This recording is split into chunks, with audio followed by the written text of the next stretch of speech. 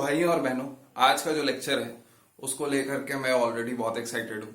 Because not only is it one of the most important lectures, but जो second part है lecture का वो मेरे लिए सबसे ज्यादा ब्यूटीफुल चीजें हैं सिखाने के लिए कि एग्जैक्टली क्या हो रहा है, रादर देन कि हाँ बस एक मशीन की तरीके से लगे पड़े हैं कर रहे हैं जो कि बताया गया है किताबों में। और एग्जाम पॉइंट ऑफ व्यू से देखें तो दोनों ही आईएससी सीबीएसई बोर्ड में इस लेक्चर से जो चीजें निकल के आएंगी, जो हम लोग क्वेश्चन सॉल्व करने के काबिल हो जाएंगे इस लेक्चर के बाद, वो जो क्वेश्चन है वो हर साल एक ना एक आता ही आता है। तो this lecture is actually gold. ठीक है, तो क्या है लेक्चर? तो लेक्चर का जो बैकबोन है वो ये है कि प्रॉपर्टीज ऑफ डिटर्मिनेंट्स हम लोग जो है देखने वाले हैं कि डिटर्मिनेंट क्या होता है, कैसे उसे एक्सप्रेस करते हैं। और सेकंड पार्ट में हम लोग देखने वाले हैं कि ऐसा क्यों करते हैं, एग्जैक्टली क्या हो रहा है उसके पीछे। तो फर्स्ट पार्ट से स्टार्ट करते हैं, दैट इज डिटर्मिनेंट्स। एक बार फिर से काफी डिटेल में देख लो। एक बार मैं पहले भी आपको बता चुका हूं जब मैं स्केलर मैट्रिक्स और सिंगुलर मैट्रिक्स और नॉन सिंगुलर मैट्रिक्स की बात कर रहा था। तो डिटर्मिनेंट्स किसके होते हैं? Can only be found for square matrices. Square matrices का एक वैल्यू होता है और एक value associated with square matrices. बस इतना करके लोग छोड़ देते हैं कि एक वैल्यू है जो कि उससे एसोसिएटेड है, उसका क्या फिजिकल सिग्निफिकेंस है उस स्क्वायर मैट्रिक्स के संदर्भ में उसकी बात नहीं करते हैं, क्योंकि उसकी बात करने लग जाएंगे अगर तो काफी कुछ वेक्टर्स की बात करनी पड़ेगी। तो फिलहाल हम भी नहीं करते हैं। डिटर्मिनेंट ये है, कैसे एक्सप्रेस करते हैं? तो हम लोगों ने बोला कि भाई फर्स्ट ऑर्डर डिटर्मिनेंट अगर है, फर्स्ट ऑर्डर डिटर्मिनेंट, तो फर्स्ट ऑर्डर मैट्रिक्स कैसा होगा? फर्स्ट ऑर्डर मैट्रिक्स में एक रो एक कॉलम, तो 1 into 1 is something like a. तो इसका डिटर्मिनेंट हो जाएगा ए इटसेल्फ, कोई दिक्कत नहीं है। अगर सेकेंड ऑर्डर डिटर्मिनेंट है, सेकेंड ऑर्डर डिटर्मिनेंट में क्या है? सपोज ए 2 into 2 कुछ ऐसा है, ए बी सी डी। तो इसका जो डेट ए होगा वो होता है product of principal diagonal minus secondary diagonal, माने कि A D minus B C. क्यों होता है फिर से हम लोग जो है second part of the lecture में देखेंगे। फिलहाल ये होता है A D minus B C. अच्छा, अगर थर्ड ऑर्डर डिटर्मिनेंट है which is the most important, तो यहां से कुछ हम लोग जनरलाइज करना स्टार्ट कर देंगे कि कोई भी ऑर्डर डिटर्मिनेंट है तो कैसे हम लोग सॉल्व करेंगे। हालांकि 99% केसेस में हम लोग थर्ड ऑर्डर डिटर्मिनेंट ही देखेंगे, पर एक बार हमने इसे जनरलाइज कर दिया तो फिर कितने भी ऑर्डर का हो, सेवेंथ ऑर्डर डिटर्मिनेंट हो, उसको भी कैसे सॉल्व करेंगे इसका एक हम लोग एल्गोरिथम बना लेंगे। तो फिलहाल थर्ड ऑर्डर डिटर्मिनेंट जो है वो कुछ ऐसा है। सपोज मेरे पास मैट्रिक्स ए है 3x3 का, which goes something like A1, A2, A3, B1, B2, B3 and C1, C2, C3। तो जो डेट A है इस केस में, डिटर्मिनेंट ऑफ A है जो इस केस में, वो हम लोग कहते हैं is the product of corresponding values of the elements of any given row with the cofactors of that row। माने कि कुछ ऐसे लिखते हैं कि suppose ai into cofactor of i, जो भी इसका है, i is equal to 1 to जो भी ऑर्डर है यहाँ पे। अगर nth ऑर्डर है तो n तक जाएगा। अब हो सकता है ना समझ में आ रहा हो, पर जहां तक आपने जो है पिछले लेक्चर देखे हैं तो आपको याद होना चाहिए, नहीं तो देख लो। अगर ये तुम्हारा डिटर्मिनेंट ए की मैं बात करूं तो फिर से A1, A2, A3, B1, B2, B3, C1, C2, C3 में जो माइनर है, माइनर एक चीज होता है जो कि होता है value of determinant obtained by eliminating the row and the column of the element. ये हो गया माइनर ऑफ एन एलिमेंट. एक एलिमेंट का एक माइनर होता है. जैसे कि अगर मैं कोई भी एलिमेंट लूं, सपोज B1 मैं लेता हूं, तो B1 का एक माइनर एग्जिस्ट करता है. तो B1 का माइनर क्या हो जाएगा? B1 का माइनर होगा इसका कॉलम और इसका रो एलिमिनेट कर दो, तो जो एलिमेंट्स बचे, कौन बचा है? A2, A3, C2, C3. ये सेकेंड ऑर्डर डिटर्मिनेंट बचेगा. तो इसका जो डिटर्मिनेंट का वैल्यू होगा, क्या होगा डिटर्मिनेंट का value? Minor of the element on 1 3, ऐसे लिखेंगे. First row second column, oh sorry क्या लिख रहा हूं मैं, सेकंड रो फर्स्ट कॉलम. तो minor of the element 2 1 is equal to A2 C3 minus A3 C2, which is principal diagonal minus secondary diagonal. एक minute. हाँ, तो ये हो गया इसका माइनर. अब कोफैक्टर क्या होता है? Cofactor is going to be equal to -1 raise to the power I plus j into minor ij. This is cofactor of the element ij. मतलब कि कहीं पे भी अगर तुम्हें कोफैक्टर निकालना है तो या तो वो +1 टाइम्स माइनर होगा, मतलब माइनर के बराबर होगा, या -1 टाइम्स माइनर होगा, क्योंकि ये -1 raise to the power I plus j क्या होगा? या तो +1 होगा या -1 होगा, depending upon I plus j odd है कि इवन है. अगर ऑड है तो -1 आने वाला है, अगर इवन है तो +1 आने वाला है. तो जैसे कि अगर इसका किसका निकाले भाई, इस बार सपोज इसका निकालते हैं, A3 का अगर तुम माइनर निकालो तो ये एलिमिनेट किया, ये एलिमिनेट किया, क्या बचा? B1 C2 minus B2 C1. मैंने कहा minor of element on first row third column is B1 C2 minus B2 C1. But cofactor of element on first row third column, इसका कोफैक्टर क्या होगा? तो ये हो जाएगा -1 raise to the power 1 plus 3 into minor of 1 3. तो ये क्या आएगा? फर्स्ट रो सेकंड कॉलम हो गया ये. तो ये आ जाएगा तुम्हारा +1 ओनली. तो +1 इंटू जो भी माइनर था. अब ये चीज अगर तुम देखो, -1 raise to the power I plus j, ये अपना साइन ऑल्टरनेट करेगा. मतलब कि यहां पे -1, यहां पे +1, यहां ओ सॉरी उल्टा चलता है. पहले +1 होता है क्योंकि I प्लस j अगर तुम फर्स्ट रो फर्स्ट कॉलम का करो तो 1 + 1 क्या हो जाएगा? 2 हो जाएगा. तो -1 रेज टू द पावर 2 +1 आएगा. तो +1 -1 +1 -1 +1 -1, इधर -1 +1, मतलब ऑल्टरनेट करेगा. इधर जाओगे तो +1. तो हमेशा जहां पे भी जिस भी जगह जाओ तो फर्स्ट रो फर्स्ट कॉलम का एलिमेंट +1 होता है, फिर आगे उससे बढ़ते जाओ, आप जो है +1 -1 कर सकते हो. और इसको मल्टीप्लाई करना है तुम्हें माइनर्स से, तो कोफैक्टर्स मिल जाएंगे. तो अब det A होता है this is equal to sigma. Suppose nth order का डिटर्मिनेंट है, तो I is equal to 1 to n. और फिर यहां पे कोई भी एलिमेंट, सपोज KI. अब ये KI का क्या मतलब है?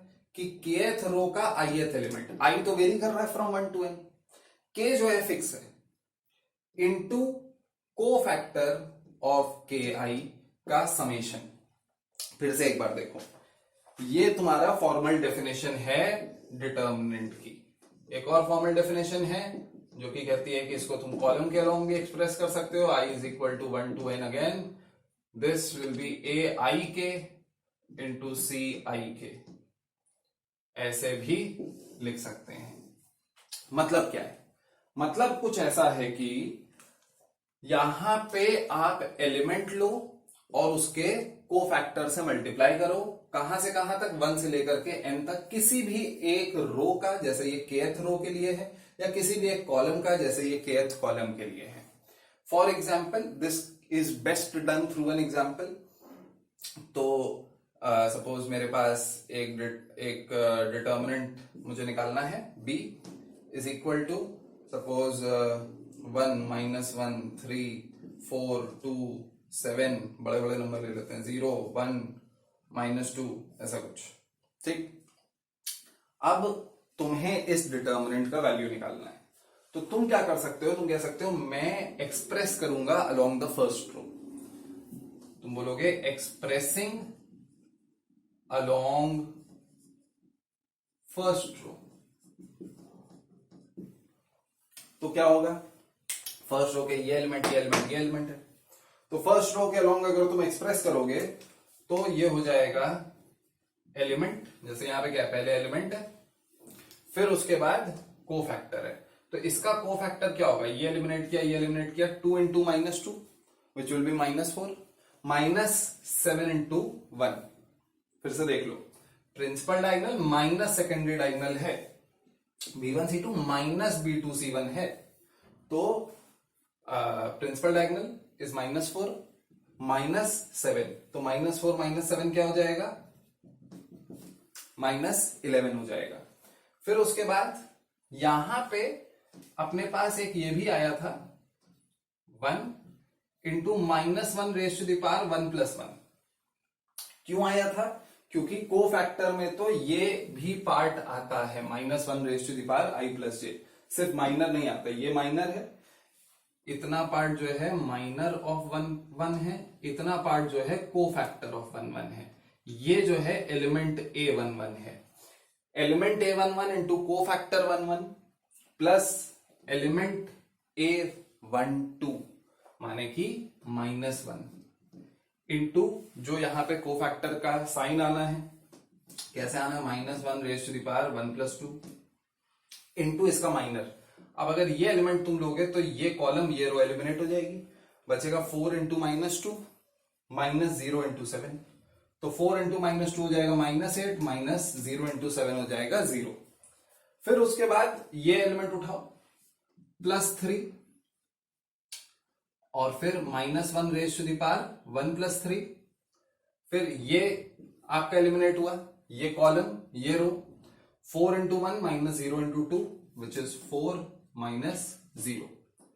इसको अब तुम लिख सकते हो कैसे, इसको तुम लिख सकते हो, ये हो गया 1 -11, तो -11 हो गया, ये हो गया तुम्हारा +1 इंटू -8, तो -8 हो गया, ये हो गया +12।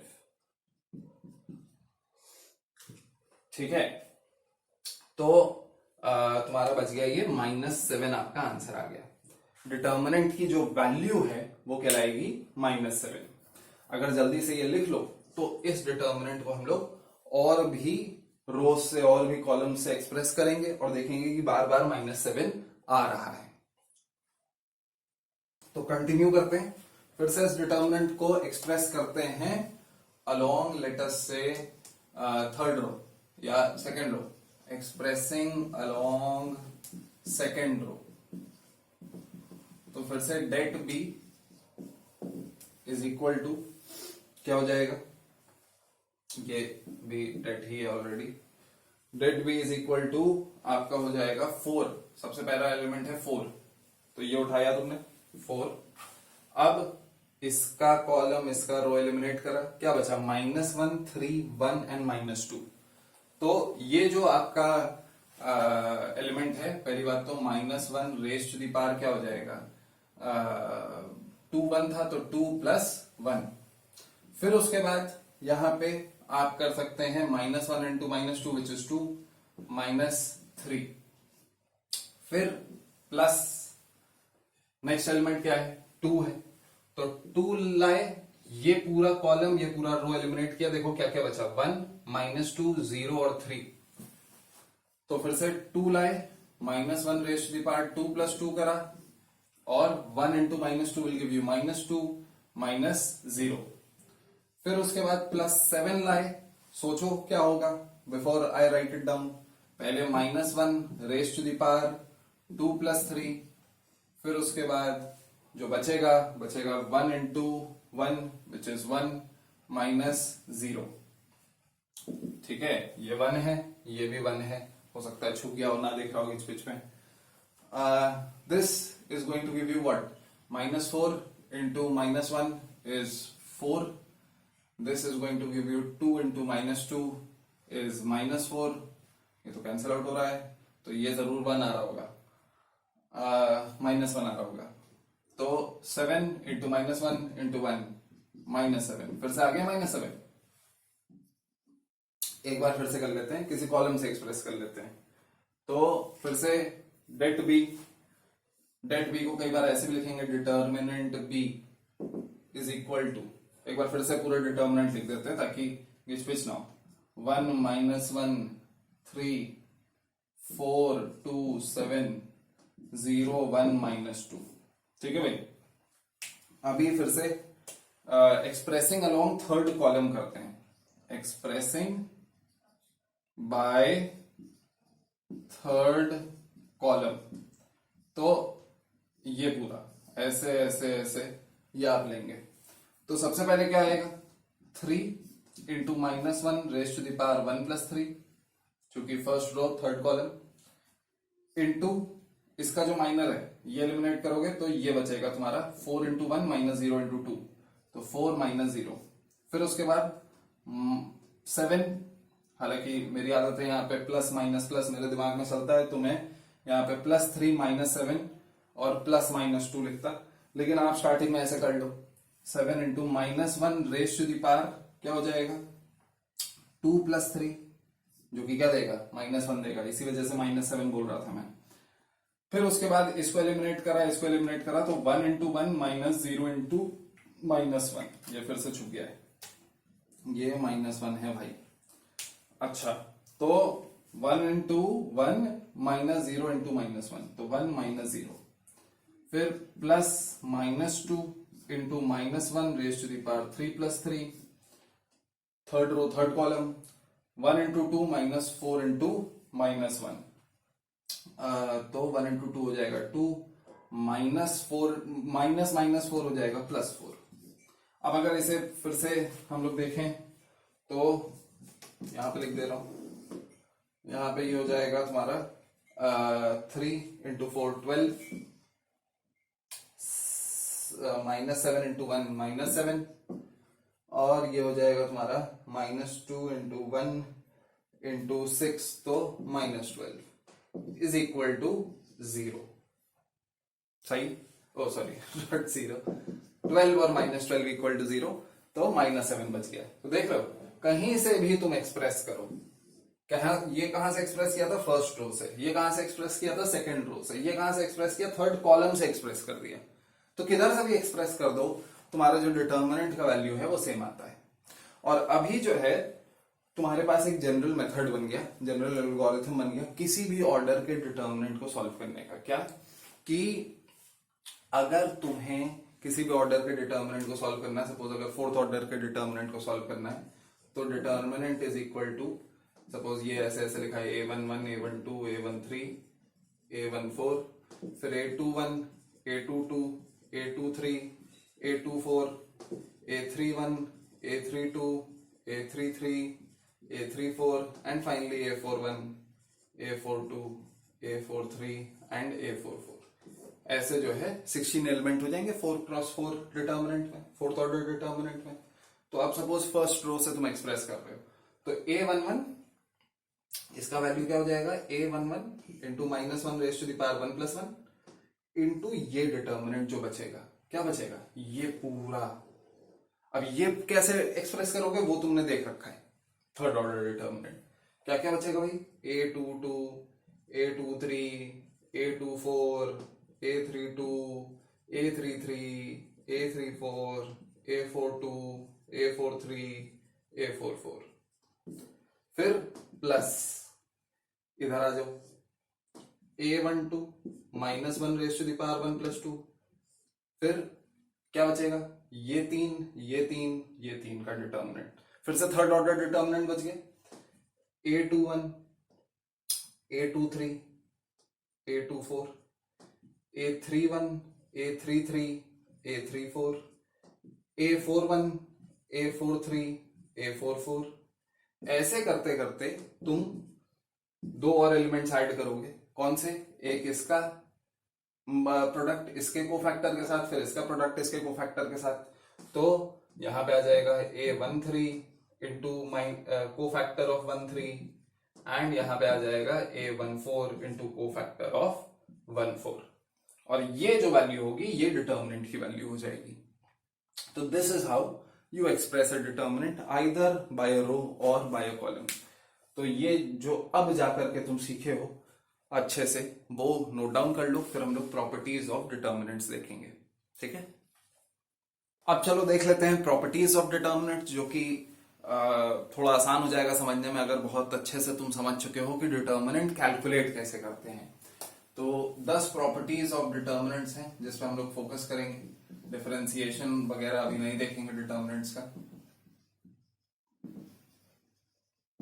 तो सबसे पहली प्रॉपर्टी है बहुत ही ऑब्वियस, बहुत ही आसान, कि इफ वन कंप्लीट रो और one complete column of a determinant is zero,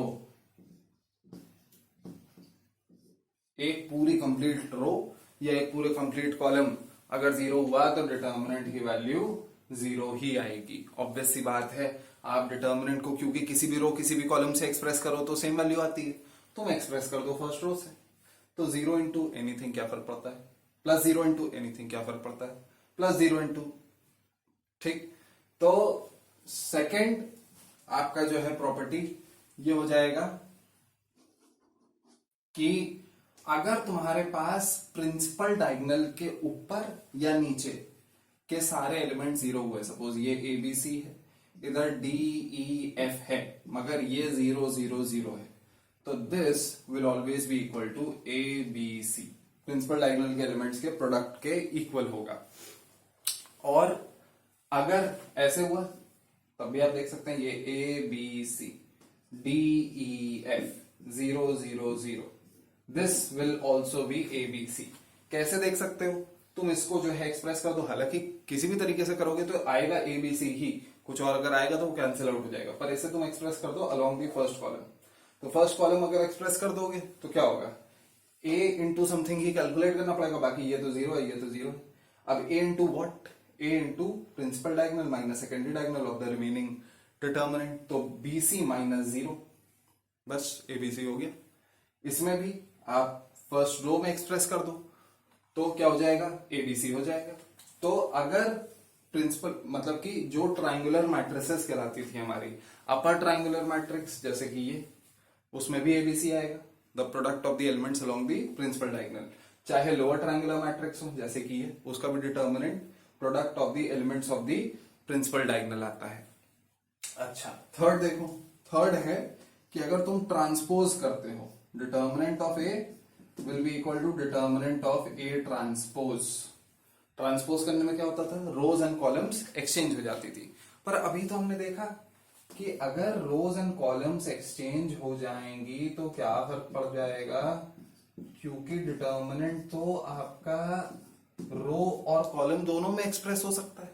इसको अगर तुम ऐसे लिख दो A1 A2 A3, इसका ट्रांसपोज कर दिया इस मैट्रिक्स का, तो B1 B2 B3 C1 C2 C3। तो वैसे तो अगर इसको फर्स्ट रो से एक्सप्रेस करो और इसको भी फर्स्ट रो से एक्सप्रेस करो तो सेम वैल्यूज आएंगी, बट आप देख सकते हैं कि एकदम ही सेम वैल्यूज आएंगी इन द सेम ऑर्डर अगर इसको तुम फर्स्ट रो से एक्सप्रेस करो और इसको तुम फर्स्ट कॉलम से एक्सप्रेस करो, तो exactly same values in the same order आएंगी। तो अभी तुम्हें एक इंट्यूटिव एहसास हो गया होगा कि हाँ भाई, अगर ट्रांसपोज भी कर देते हैं तो डिटर्मिनेंट की वैल्यू चेंज नहीं होती है। फिर उसके बाद अपने पास है कि अगर इफ टू रोज और two columns are exchanged, then determinant two, जो नया डिटर्मिनेंट बनेगा एक्सचेंज करने के बाद, is minus times determinant one.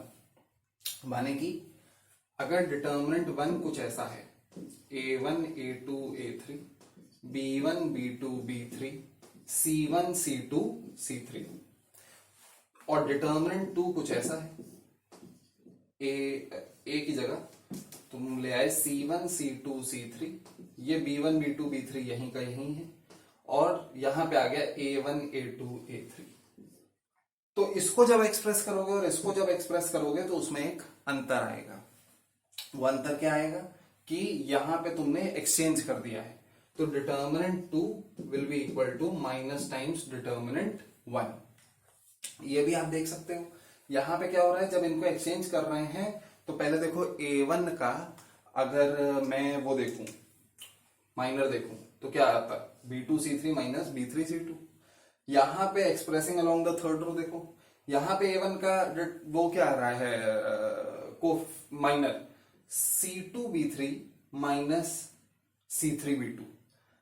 यहां पे B2C3 ये वाला जो एलिमेंट है ये प्लस में था, ये वाला एलिमेंट माइनस में था, अभी B2C3 माइनस में है, B3C2 प्लस में है, तो ऑब्वियसली ऐसे ही सारे एलिमेंट्स माइनस में आ जाएंगे। अगर कोई भी दो रो या दो कॉलम तुम एक्सचेंज कर दो तो डिटर्मिनेंट की वैल्यू माइनस से मल्टीप्लाई हो जाती है।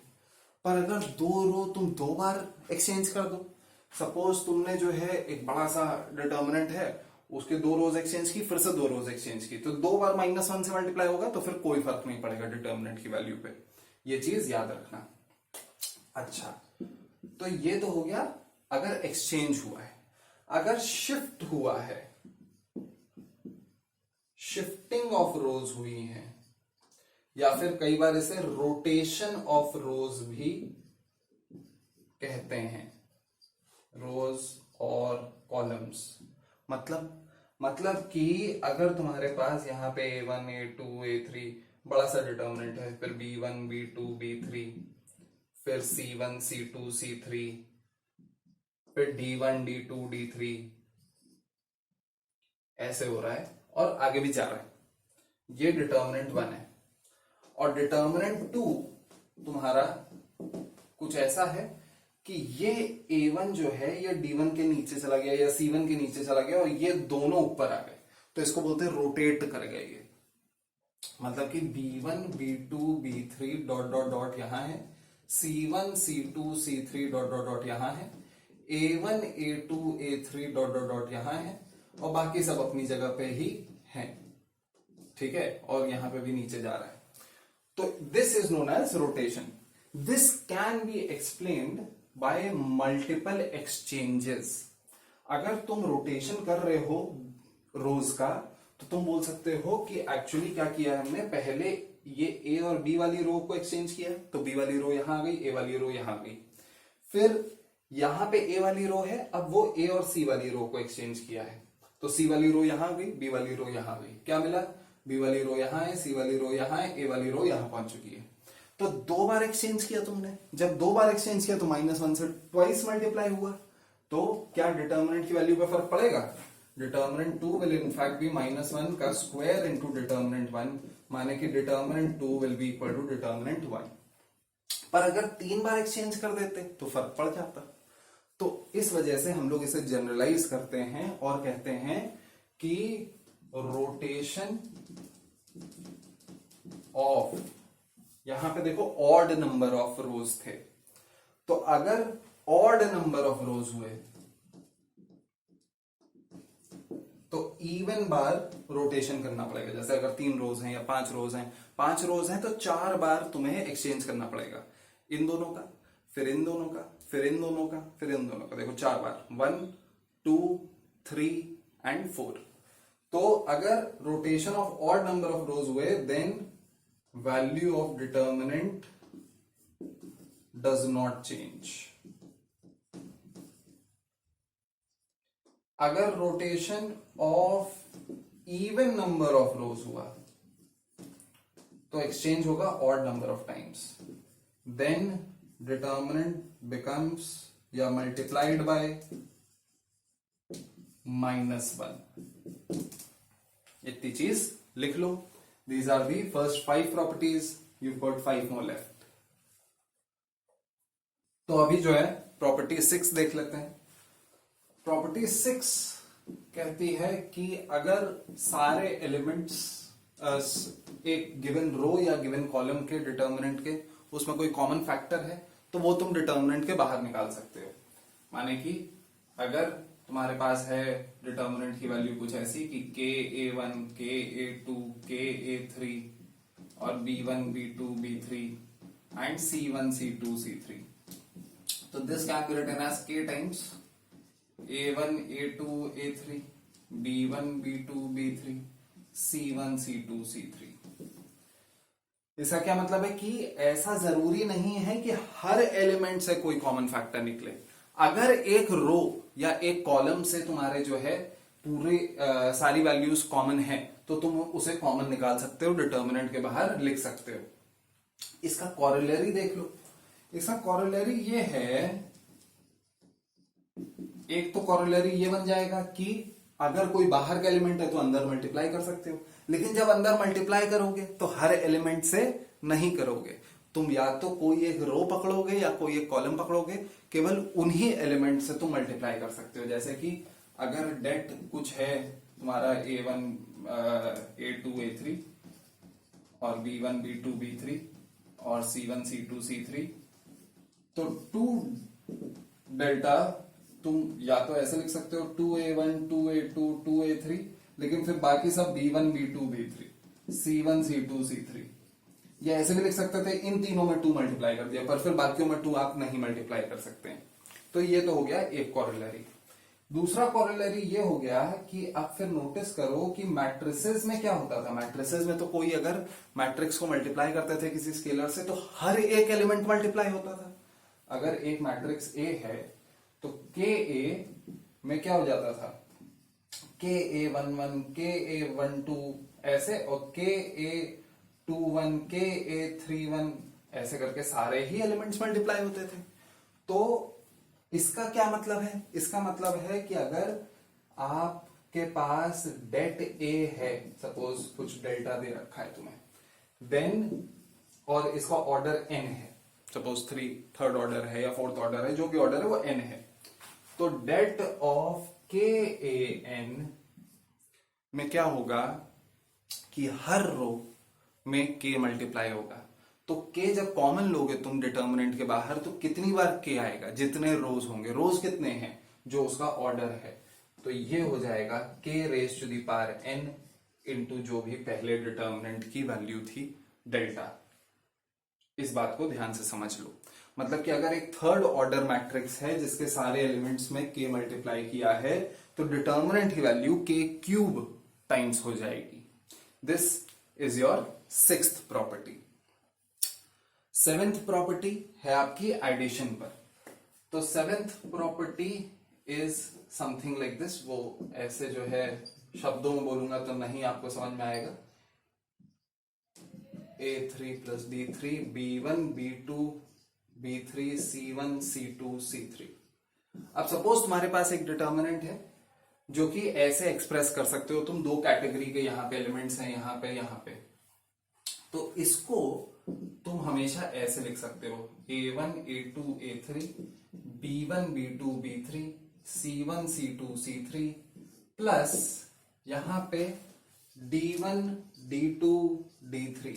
और यहां पे कई लोगों को लगता है कि फिर यहां पे 0 कर दो क्योंकि B1 B2 B3 C1 C2 C3 तो एक्सप्रेस हो चुका है। लेकिन नहीं, तुम केवल एक ही रो या एक ही कॉलम को डिस्ट्रीब्यूट कर सकते हो, बाकी सारे रोज एंड कॉलम्स आइडेंटिकल रहने चाहिए। मतलब कि यहां पे B1 B2 B3 C1 C2 C3 as it is रहेगा। अगर थोड़ा सा इसका इंट्यूशन चाहिए तो ऑब्वियस सी बात देखो कि जब इसे एक्सप्रेस करोगे अलोंग द फर्स्ट रो तो क्या आएगा A1 plus D1 into B2 C3 minus B3 C2। इसको जब एक्सप्रेस करोगे A1 into B2 C3 minus B3 C2। लेकिन यहां पे तो प्लस D1 भी था B2 C3 minus B3 C2, वो प्लस D1 कहां से आएगा, यहां से आएगा plus D1 B2 C3 minus B3 C2। Similarly for A2 and A3 and D2 and D3। तो एक रो या एक कॉलम को तुम बांट सकते हो और बाकी सारे रोज एंड कॉलम्स आइडेंटिकल रहने चाहिए, तभी बात बनेगी। ठीक है, अभी जो है देखते हैं सबसे ज्यादा important property. This is going to be the most important property अगर तुम्हें जो क्वेश्चंस हैं वो सॉल्व करने हैं।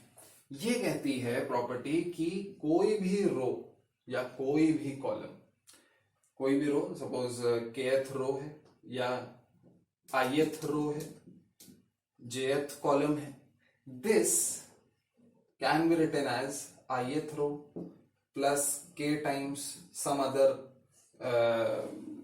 i के अलावा क्या ले लें, jth रो, नहीं jth तो उधर ले चुके हैं, या jth row, and the value of determinant does not change, yet the value of determinant does not change. This is easier done than stated. क्या कहना चाह रहा है एग्जाम्पल के साथ जो है देखेंगे. एक बार और लिख देते हैं. कोई भी कॉलम है उसकी वैल्यू, अगर तुम वही कॉलम, वो कॉलम की वैल्यू एज इट इज रहने दो, प्लस उसमें कोई भी और कॉलम को कोई भी और स्केलर से मल्टीप्लाई करके ऐड कर दो, कॉलम जे, तो भी yet the value of determinant remains as it is. इसका एग्जाम्पल देखो भाई. तो सपोज एक डिटर्मिनेंट है, determinant 1 is equal to something like 1 2 3 -4 0 7 8 3 2. ठीक है, इसका निकाल लेते हैं, वैल्यू निकाल लेते हैं. तो मैं इस वाले रो से निकालना चाहता हूं, क्योंकि एक जीरो आ रहा है तो एक्सप्रेस करने में आसानी होगी. तो ये हो जाएगा -4 इंटू -1, क्योंकि यहाँ पे -1 रेज़ टू द पावर 3 आएगा. तो 4 इंटू 4 -9, 4 -9 हो जाएगा -5, प्लस 0 कोई फर्क नहीं पड़ेगा, प्लस -7. क्यों? क्योंकि माइनस प्लस माइनस. फिर उसके बाद 1 इंटू 3 -8 इंटू 2, तो ये हो जाएगा 3 -16. 3 -16 विल बी -13.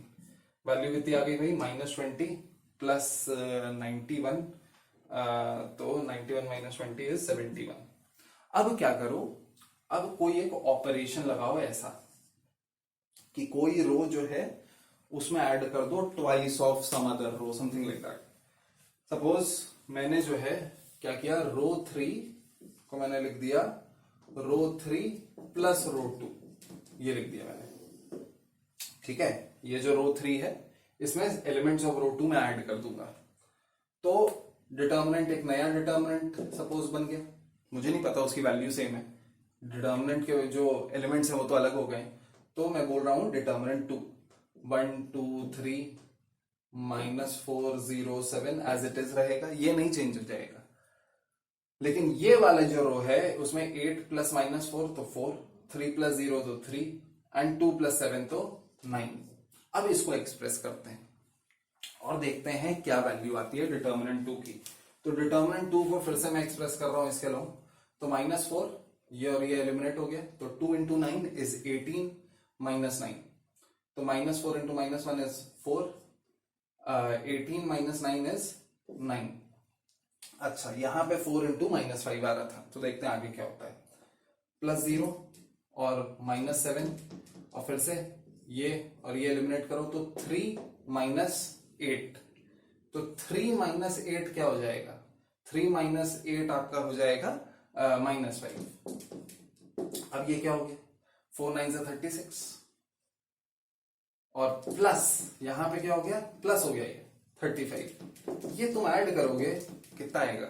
71 आएगा, वही जो इधर आ रहा था. तो कुछ ना कुछ करके द वैल्यू रिमेन सेम, चाहे तुम ऐसा कोई भी ऑपरेशन कर दो. यहां पे अगर मैं 5 रो 2 भी ऐड कर देता, प्लस 7 रो 1 ऐड कर देता, -7 रो 1 कर देता, कुछ भी कर देता, जो वैल्यू आती है वो 71 ही आती. वैल्यू में फर्क नहीं पड़ेगा. तो this is a very very important aspect of determinants and is very very useful in solving determinants without actually expressing them. इतना लंबा जो है प्रोसेस करने के बजाय तुम जो है इस ये मैनेजमेंट से बहुत ही सिंप्लीफाई कर लोगे डिटर्मिनेंट्स. अच्छा, तो अच्छा, ये जो प्रॉपर्टी है this is explained beautifully when I tell you what determinants is all about. जब मैं समझाऊंगा कि ये सब क्यों हो रहा है, तो ये वाली प्रॉपर्टी पर्टिकुलरली बहुत ही ब्यूटिफुली समझ में आएगी, आई होप. ठीक है, तो 9th प्रॉपर्टी देख लो. 9th प्रॉपर्टी कहती है कि the summation of the elements of any suppose row, और फिर यहां पे n है और n इज इक्वल टू 1 से लेकर के कहीं तक जा रहा है. कहां तक जा रहा है? n तक जा रहा है, जो n ऑर्डर है डिटर्मिनेंट का, into column of cofactor of some other row into n. मतलब कि jth रो और nth कॉलम के एलिमेंट अगर तुम करोगे तो this is equal to 0 always. अब मतलब क्या है इसका? इसका मतलब है कि अगर तुमने एलिमेंट्स लिए 1 2 3 पर उसे कोफैक्टर से मल्टीप्लाई किया -4 0 और 7 के, तो फिर हमेशा 0 आएगी डिटर्मिनेंट की वैल्यू। Very very important. फिर से explain beautifully later on, but फिलहाल मतलब तो समझ लो पहले इसका। मतलब कि फिर से अगर 1 को मैं मल्टीप्लाई करूं -4 के कोफैक्टर से, तो क्या आएगा? सपोज 1 इंटू -4 का कोफैक्टर इज व्हाट? यहां पे कोफैक्टर में माइनस भी जाएगा, तो -1 इंटू 4 -9 विच इज -5। फिर 2 को मैं मल्टीप्लाई करूं 0 के कोफैक्टर से, तो +2। 0 को कोफैक्टर क्या होगा? यहां पे आएगा +1।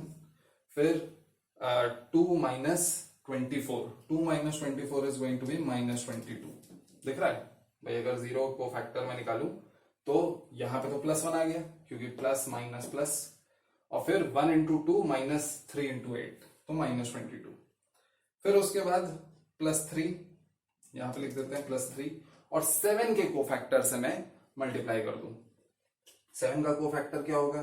पहले तो यहां पे -1 आएगा, फिर उसके बाद 3 -16, 3 -16 विल बी -13। अब एक्सप्रेस करो इसे, -1 इंटू -5 5, ये हो जाएगा -44, और ये हो जाएगा +39। चेक करो 0 ही आएगा। अगर 0 नहीं आ रहा है तो मैंने कुछ गलती करी है। बाय प्रिंसिपल इसे 0 आना ही है। That is because of them being coplanar, पर फिर से वो बाद में। तो this is a very important property, जो कि कहती है कि अगर कॉरेस्पॉन्डिंग एलिमेंट्स को तुम जो है किसी और रो के कोफैक्टर से मल्टीप्लाई करते हो, तो हमेशा जो है डिटर्मिनेंट की वैल्यू 0 आती है।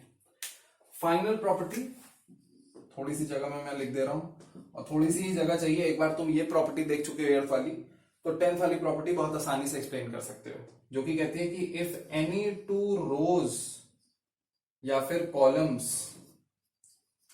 आर आइडेंटिकल, देन डिटर्मिनेंट की वैल्यू इज 0। क्यों भाई? ये इस प्रॉपर्टी और फर्स्ट प्रॉपर्टी का कॉम्बिनेशन है। भाई अगर कोई 2 रो या कोई 2 कॉलम बराबर है, तो जैसे ये 1 2 3 और ये भी 1 2 3, तो तुम ये बोल सकते हो कि row 2 is equal to row 2 minus row 1। तो क्या हो जाएगा? रो 2 माइनस रो 1 करोगे, ये दोनों आइडेंटिकल है, तो ये 0 0 0 हो जाएगा। और जब ये एक रो 0 0 0 हो गई, तो फिर डिटर्मिनेंट उसी से एक्सप्रेस कर दो, 0 आ जाएगा। प्रॉपर्टी 1 यही थी। ठीक है? तो अगर कोई भी 2 रो या कोई भी 2 कॉलम आइडेंटिकल होते हैं, तो आपका जो डिटर्मिनेंट की वैल्यू होती है वो 0 आती है। ठीक है? तो इतना लिख लो। फिर उसके बाद हम लोग अभी एक्सप्लेनेशन पे चलते हैं, why is all this happening. ठीक है?